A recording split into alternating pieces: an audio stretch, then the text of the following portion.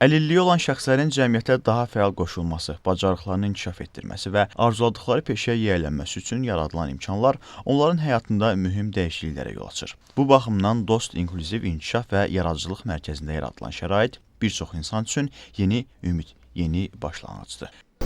Mən televizorda baxırdım, xalça mənə maraqlı gəlirdi. Televizorda qısa fraqment göstərirdilər.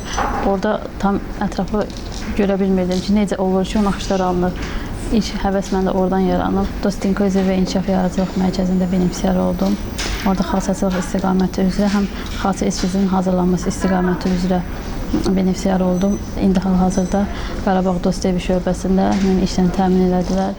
Xalçaçılıq onun həmişə arzuladığı, amma əlçatılmaz gördüyü sahə olub. Dövlətin və Dost Mərkəzinin dəstəyi sayəsində o həm arzuladığı sənətə yiyələnib, həm də valideynlərinin narahatlıqlarını aradan qaldırıb.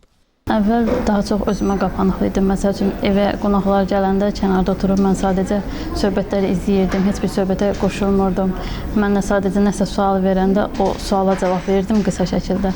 Amma artıq özümü ifadə edə bilirəm. İnsanlarla ünsiyyət qurmağı bacarıram. Mən məqsəd olaraq qarşıma xalçanı qoydum.